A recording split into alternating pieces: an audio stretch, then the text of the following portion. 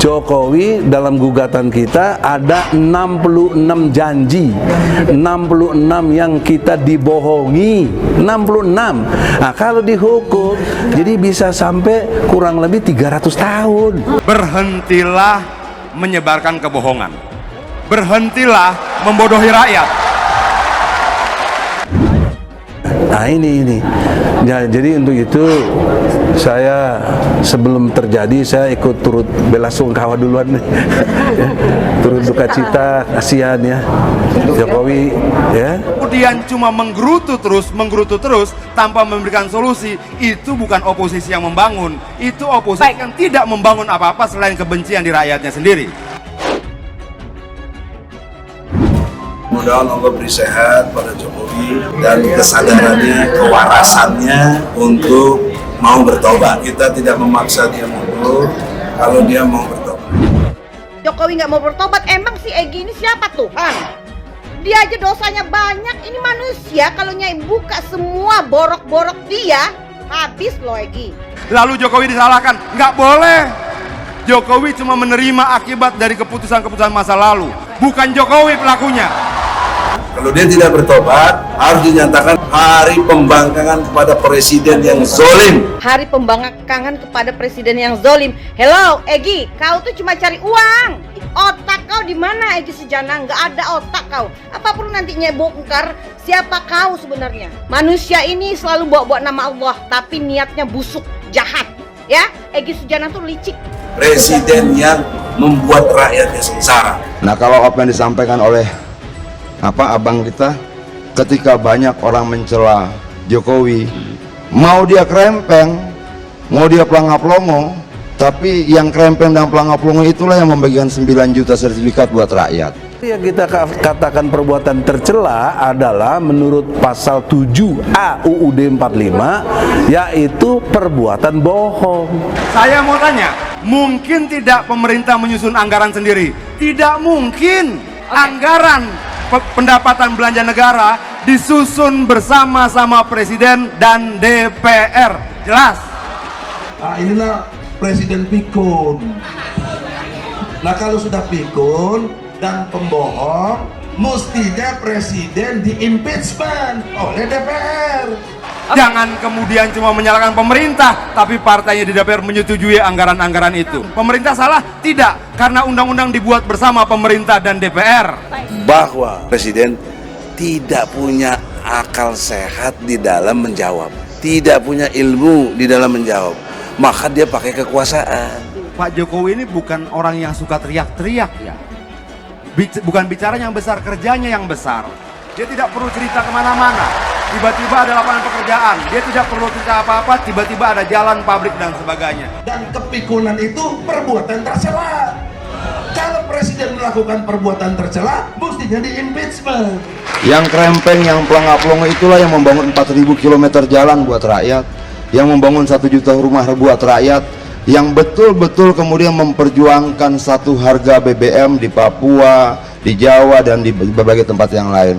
Mereka yang menghina Presiden itu yang menurut saya belum berbuat apa-apa.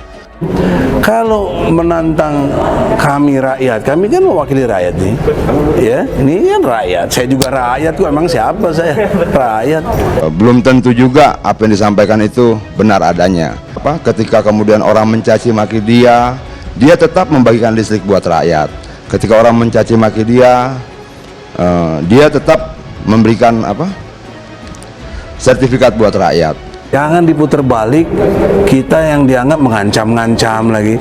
Karena banyak rakyat yang pendukungnya beliau nggak terima dengan gugatan ini. Dianggap kita ini ngaku-ngaku mewakili rakyat yang mana katanya.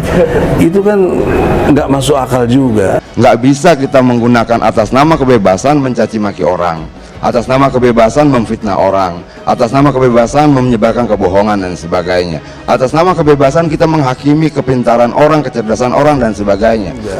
Rakyat yang pasti ya nggak dukung Jokowi lah. Iya. Kalau dilihat dari Pilpres 68 juta yang tidak dukung Jokowi waktu itu. Ditambah lagi dengan kelakuan seperti ini, mungkin yang didukung Jokowi udah pindah lagi nggak mau dukung. Bisa juga terjadi begitu. Itu kok kayak ditanya belain rakyat yang mana? Mungkin mereka coba mencari dalih lain karena ketidakmampuan menjelaskan kesalahan masa lalu itu. Bagaimana caranya mencari cerita-cerita bohong, membangun fitnah-fitnah baru. Mungkin mereka bisa merasa senang dengan cara seperti itu. Tapi menurut saya demokrasi dan bangsa yang baik tidak akan mungkin mampu kita bangun di atas kebohongan demi kebohongan.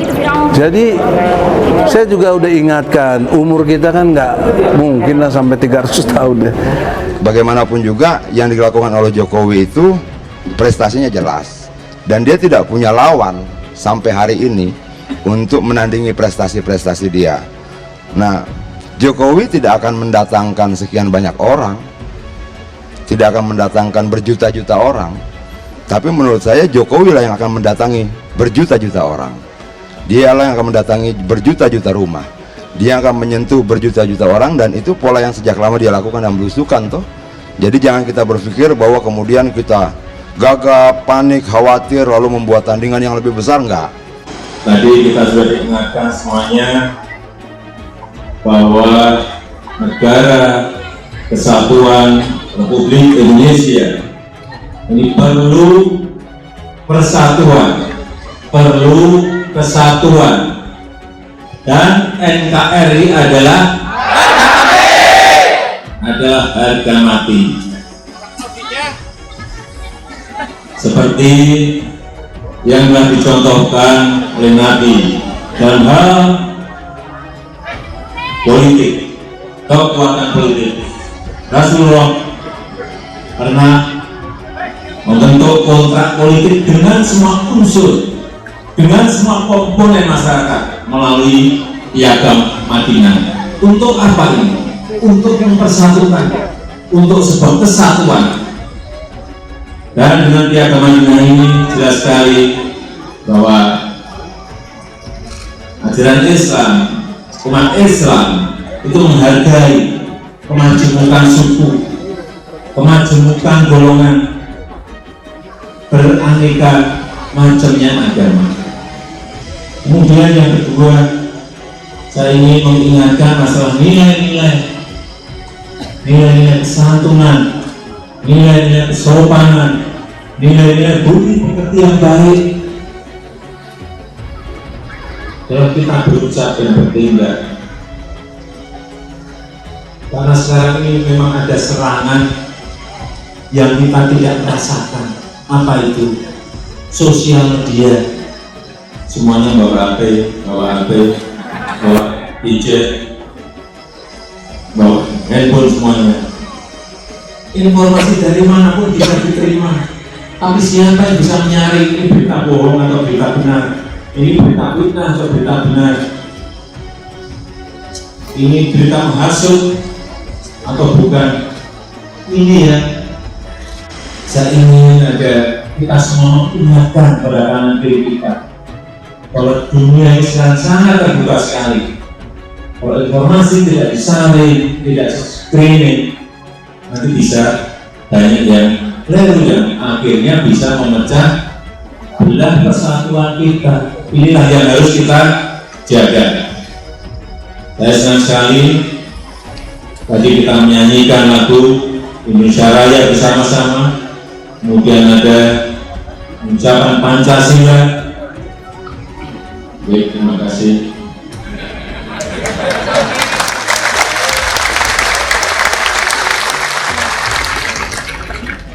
Saya baru tahu juga di sini. Saya ingin salah satu maju ke depan yang apa Pancasila tunjuk jari.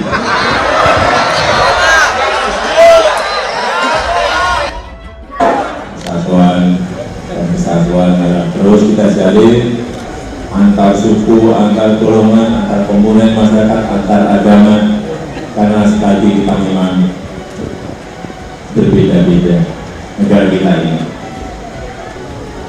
Kalau kekuatan itu bisa kita satukan, kekuatan itu, persatuan itu bisa kita satukan, kesatuan itu betul-betul bisa kita satukan. Saya meyakini insya Allah bahwa potensi, bahwa kekuatan negara kita ini adalah negara yang sangat besar kekuatannya, yang ditakuti oleh negara-negara yang lain. Tapi kalau kita sibuk, usut sendiri-sendiri, ribut sendiri-sendiri, tidak mempersatukan kekuatan kita, tidak mempersatukan potensi kita, dan kita akan menjadi bangsa yang kalah, bukan bangsa pemenang. Saya kira itu yang bisa saya sampaikan pada kesempatan yang kali ini. Terima kasih. Wassalamualaikum warahmatullahi wabarakatuh.